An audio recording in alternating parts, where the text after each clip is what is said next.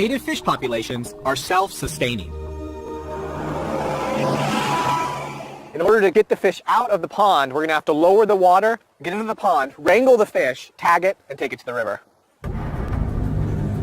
I'm going to wait until the water is shallow enough for me to corral it into a corner and grab it.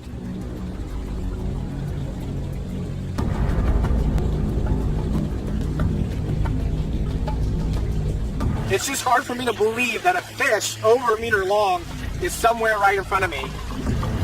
Could really freak out when I get to it, and so it might just try to swim right through me. I think I just felt something. There's something down there. Oh shoot.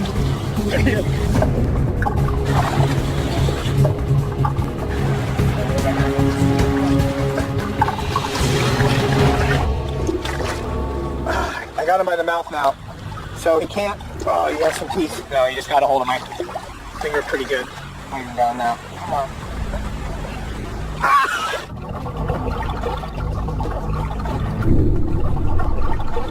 It has a very large mouth and pads of teeth. Oh, see, look at that. Hundreds, if not thousands, of very sharp teeth. It can open up its mouth, engulf prey, swallow prey whole. I mean, a fish this size could easily eat, a prey the size of my forearm or my fist. I feel lucky to get a chance to see such a big, healthy fish. This cod could be, anywhere between 30 to 40 years old, as old as I am. So it's pretty amazing to get a chance to see a fish like this, a beautiful fish. Into the car? Oh. You got it? Okay. Oh.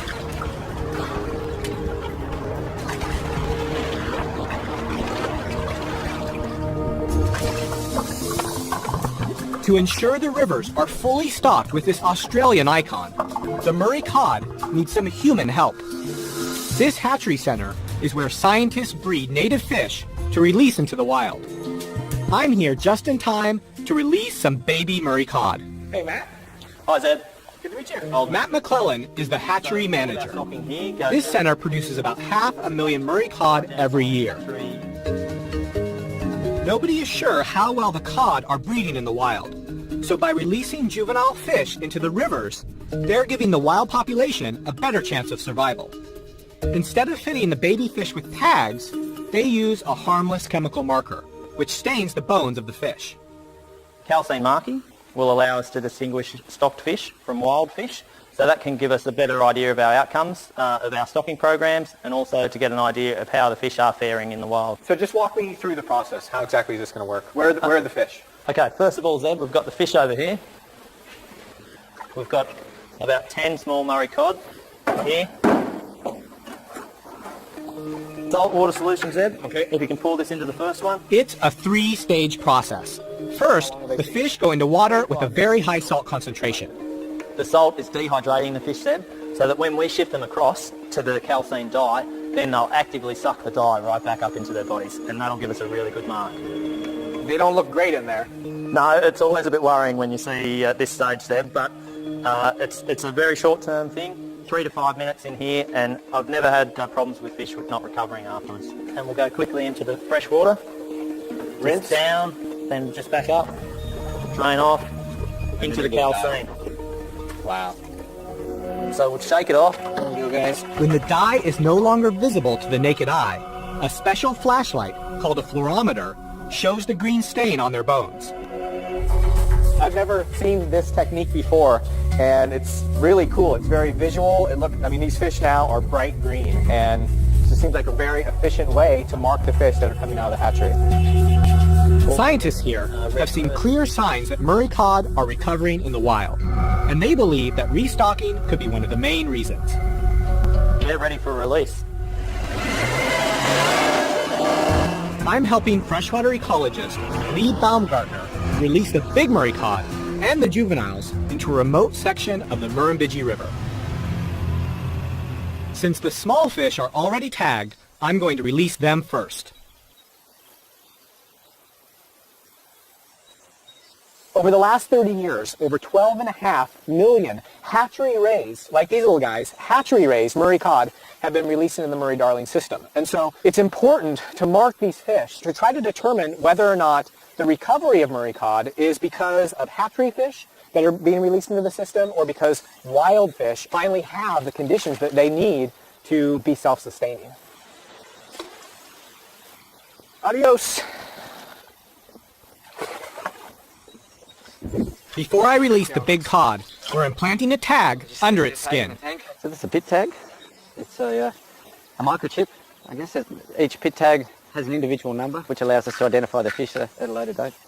The tags are read by monitoring stations all the way up the river. Where are you going to tag this fish? So we'll tag this fish in the shoulder, up in this region here. It's an area we know that heals up well for fish. The tag will stay in the fish for the rest of its life. They could be getting data for the next 20 to 30 years. I mean, these big fish, Murray cod, one of the reasons they're vulnerable is that they're a very long-lived species. Murray cod, scientists think Murray cod can live over 50 years. And this fish here could be 30 or 40 years old. So I feel very lucky to have a chance to see one of these fish.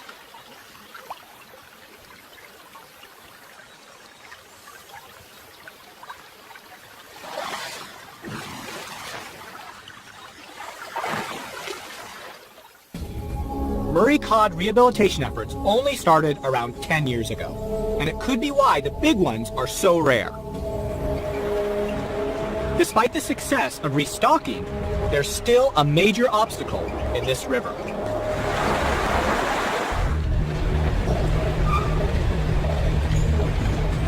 Before I leave Australia, I'm going to follow the mighty Murray River all the way down to South Australia. He wants to show me examples of what he sees as the greatest threat to the country's native fish. Yarrawonga Weir controls water flow in times of drought. Engineers have successfully designed a way for fish to cross these giant barriers. Roughly 10 years ago, some scientists got together and they've constructed a fish lift here that will help fish actually get up over the weir and complete their migrations. A fish lift. A fish lift. How does that work? So that large concrete chamber over to your left. It fills with water to the height of the reservoir, and then there's an elevator in there which actually lifts the fish up to the top and allows them to swim out. You see a fish? It looks like there's at least one large cod in the chamber. We open a gate and confine it to the exit tunnel. You can see a cod swimming up the Oh, top. nice, yeah. The trap there. Got one. It's a pretty good sized cod. Should I grab it? Absolutely. There he is. Oh, wow. Ah, it's a big fish. You want to hold the net? I'm going to try to get in there. Okay, that sounds like a good one. I think we've got quite a few fish in here. Yeah, I feel a big one. He's right by my legs. Look at that. Oh, it's big. You got it? I've got it. Lee adds anesthetic to the water in a holding tank. It's such a big fish, it's going to be safer for us and the fish. So this fish now, it's starting to calm down. When we first had it in the cage, it had a lot of power. We're getting a weight, measurement, and fitting the fish with a pit tag. Slide him right on? So slide him right on, nose up to this end here. Just about a meter, 93.5 centimeters. That's just over 3 feet. So it looks like it's about 13 kilos, 13 or 14 kilos, just over 30 pounds. I'm going to get the fish back in, Yeah, so we better get him back. in the water. Oh, it's heavy. Keep the water moving over its gills. Okay. To make sure it has all its strength back, I'm walking it down the tunnel to the entrance of the reservoir. But it's already stronger than I thought. They don't have big teeth, but they do have teeth. And this fish, it's getting its strength back. And it just put a bunch of holes in both my thumbs. As it gets stronger, it's not going to put up with me holding it. I think it's time to let it go. And right beyond this gate is the reservoir. So he's made it past the weir. Good luck, buddy.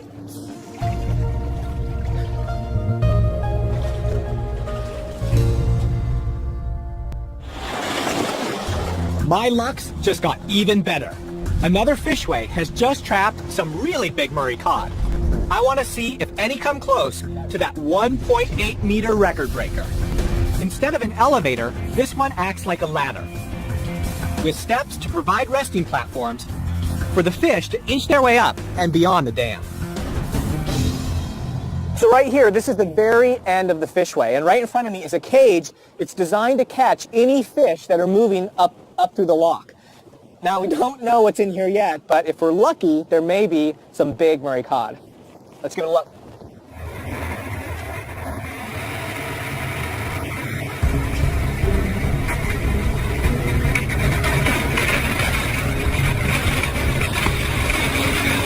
Wow! Keep coming up. Keep coming up, keep coming up, up.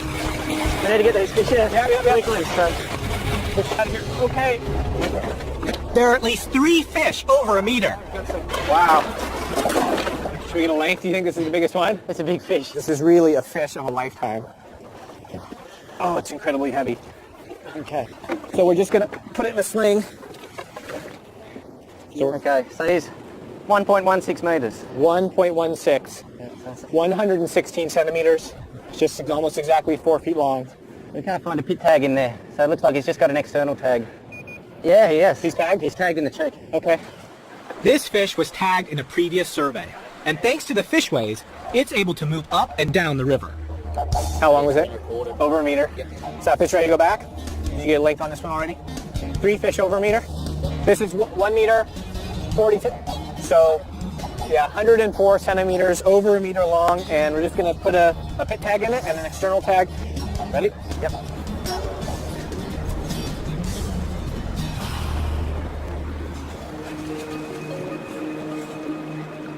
It makes sense to me now why people will spend their whole life to have a chance to see a fish this big.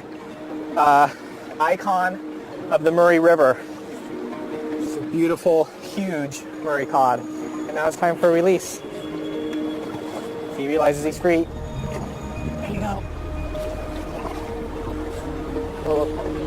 In Lee's career, he has never seen so many big Murray cod migrating together, a clear sign of a recovering population.